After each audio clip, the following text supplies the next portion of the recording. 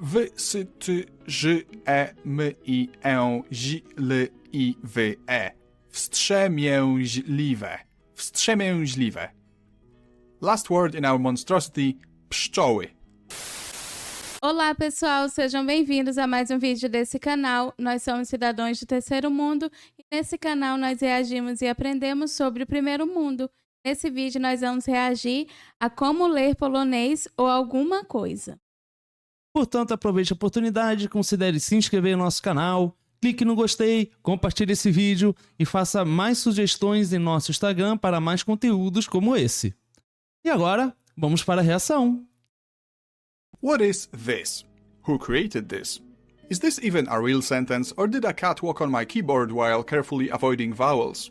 Did Polish people eat their vowels during occupation and couldn't afford to grow new ones? Yes, and soon they're going to eat yours unless you learn to read this mess before they find out where you live. Luckily, to read this, you don't need to learn a new alphabet. This isn't Cyrillic or Asian moon runes. Additionally, unlike English, each letter represents a specific sound, so as soon as you learn what each letter sounds like, you win. Obviously, the ability to read does not equal the ability to understand, but it just might impress your Polish friends enough to stave off their appetite. Now keep in mind, I'm not a real teacher. I have no higher education, no real experience with teaching anyone anything, no more knowledge than a typical native speaker at best, and I didn't even pay attention in high school, so feel free to consider me the best person for the job and ultimate authority on the subject. Okay, let's have a look at the first word, wszyscy. I've heard people say it has no vowels, but it does. This letter here is a clear vowel in Polish and makes the sound I, like in the word system. While in English it can also sound like I in Y, I in study, or even Y in yellow, because English makes no sense. In Polish it always makes the sound I. The same goes for every other vowel. A, O, E, I, O, U. They all make one specific sound with no exceptions. There are two versions of U, but both sound exactly the same. It's dumb, but so am I, so I can't judge. Now I would like to say it's the same for consonants, but there is one tiny exception I noticed while writing this. W in wszyscy should sound like w, wódka, wojna, but it seems to soften up to an F, wszyscy. I suggest ignoring this issue completely because frankly, who gives a shit? I can hardly tell the difference myself. We know now that this is w and this is I. Time for this. Every time these two letters are together, they make the sound sh. English does the same thing, except instead of using S and Z, it uses S and H, like in shoe, shenanigans, or shower, which A gente consegue fazer essa sonoridade que na nossa gramática é com CH. Sim, Como, por exemplo, chuva. sim. you haven't taken for too long, and I can smell you from here. In addition to sh, we also have a bunch of other little shits stuck together to form new sounds. Whenever you see any of these, they each make one sound, which makes the scary sentence at the beginning significantly more manageable. Now for the last sound we need to explain in the word wszyscy, this is ts. It's like a vocalization of the drum sound when your dad makes a joke, badum ts, except shorter, cycki, cena. S needs no explanation, as it's exactly the same in both languages, so we're done. You should now be able to decode wszyscy. Unlike in English, where letters have dreams and can be whatever the hell they want, in Polish you simply pronounce each sound one after another and you get the word. W, sz, I, s, c, I. Wszyscy. Okay, so we've explained a bunch of stuff and decoded wszyscy. Now let's continue reading the insane looking sentence I had started this video with. We already know sh. Next we have ch, which is a combination similar to English C and H in words such as children, touch, and chop. Now Polish ch is a bit harsher than its English counterpart, but there's also a comparable softer sound, ch. You can hear both in the word cześć. English version falls somewhere in between those two. Next we have the vowel O. It's just O. It has always been O, and that's all it ever will be. Unlike in English, where it can be O in mob and rob, O in broke and smoke, but also A in stop and mom. And don't get me started on two O's sounding like U in food, but O in door. Truly, English makes no sense and should be abolished. Moving on. D is the same in both languages and needs no explanation. J is a combination not similar to anything I can think of in English, but there are some French names you may be familiar with, such as Jean-Claude Van Damme, which seem to use the same J sound. J can be written in two ways, both sound exactly the same, but for any given word only one is correct. That's dumb, but luckily we're trying to learn to read here, not write, so you don't have to worry about it. There are some very rare cases of R and Z not forming J, but you'll probably never encounter them, and I can only think of one example, marznąć, so I'd recommend to forget about it and act surprised when you run into this 5 years from now. Vowel E. The sound is E and nothing else. Even if a Polish person were to read the English word even, it would probably sound even, because vowels in Polish don't care about your soft tongue and refuse to bend. But you know what does bend? The sponsor of this... Nah, just kidding. I don't have a sponsor. I have not yet been szczodrze given the opportunity to sell myself out. And so we're done with the word szczodrze. Sz-cz-o-d-ż-e. Szczodrze. Now for głaszczą. G is the same as in... Meu Deus! Meu Deus! Assim, eu confesso que depois daquele vídeo sobre a língua polonesa, eu fiquei um pouco traumatizada, porque a língua é muito difícil. Então, assim, eu não sei se eu conseguiria falar. Essa foi a minha percepção depois de assistir aquele vídeo. Mas agora eu estou achando um pouquinho mais fácil. Mas, ao mesmo tempo, a entonação que eles usam é muito diferente da nossa. Então, assim, pra mim parece uma acrobacia vocal que eles fazem. Isso soa muito difícil, muito difícil. Como eu também tenho essa percepção de que, através desse vídeo, parece que fica um pouco mais fácil de compreender a gramática dos poloneses. Mas é muito interessante a gente perceber como fica esclarecido a forma como as palavras soam ao pronunciar elas. Porque realmente é muito interessante ele fazendo uma comparação com o inglês, porque as mesmas palavras em inglês soam de uma maneira totalmente diferente. E isso é realmente muito louco. É muito louco. E é interessante a gente perceber que como as palavras do polonês no inglês são palavras diferentes com a mesma sonoridade, incluindo a nossa gramática ao português. God, given or game, but not G in forge. For that kind of sound we have the combination of D and Ż, dżem, dżuma, or for double the fun, dżdżownica. Ły is like W in English work or way. A is another unchanging, never-bending vowel. It's not hard, but it is in the word hard, and that's what it always sounds like. While in English it often replaces other vowels when they come to work sick, such as O in fall, E in angry, in Polish it's always A. We've already covered sh and ch, so next is O. It's like A with a little tail. It's cute. The same sound shows up in the word telephone.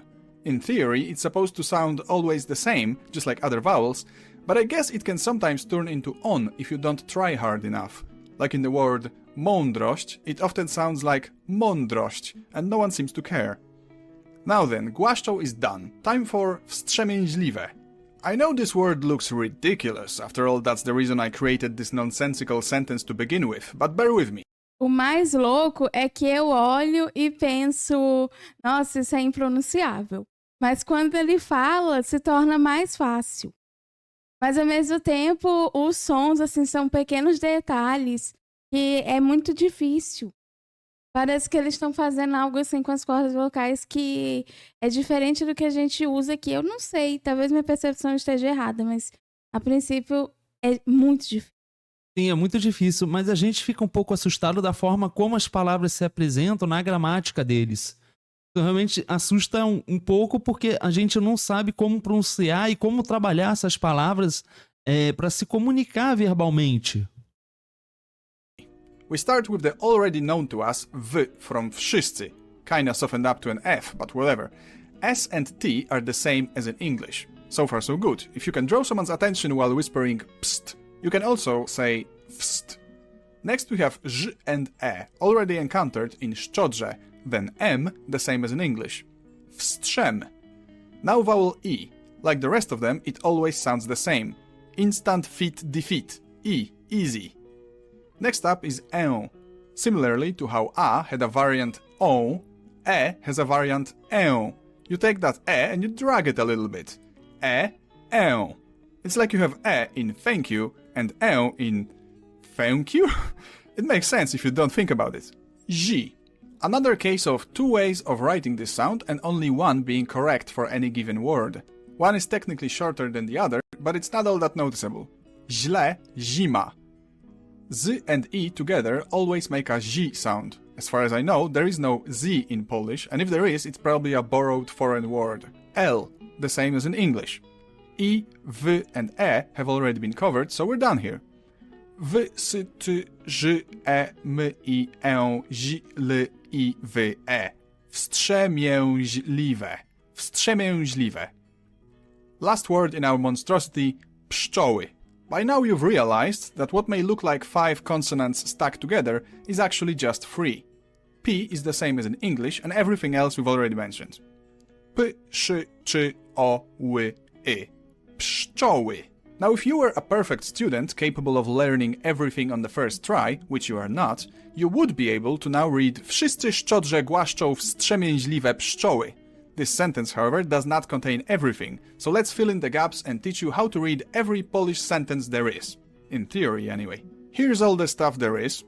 Here's all the stuff we haven't covered yet. And here's all the stuff we haven't covered yet, excluding things identical in English. Let's start with ch, you hardworking human. It's exactly the same as in English, except it has 2 variants. C and H together also make ch. And I've been told this version is supposed to be a bit softer, but I honestly can't hear the difference, so most likely neither will you. Chleb, chiny, honor, horror. Yi. In English... Uau! Isso realmente é muito curioso, porque é como eu mencionei, o CH, a gente tem uma forma de pronunciar o CH, mas aqui no polonês eles pronunciam de uma maneira totalmente diferente, assim como também é utilizado essa vocalização no inglês de uma outra maneira. Então isso realmente é impressionante. Sim, e eu estou chocada porque com essa explicação o inglês até parece mais difícil do que o polonês. Porque, como dito aqui, há vários sons, mesmo que seja palavras ou letras ali, conjuntos de letras parecidas, os sons são diferentes. E no polonês parece que isso já não acontece. Mas mesmo assim, continua sendo muito louco. O idioma polonês é uma linguagem muito louca.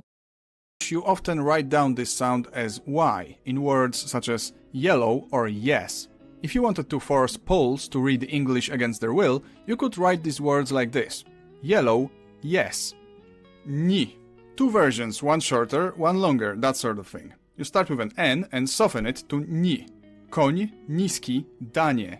Rather simple. I'm 90% sure it's not a Monty Python reference. U.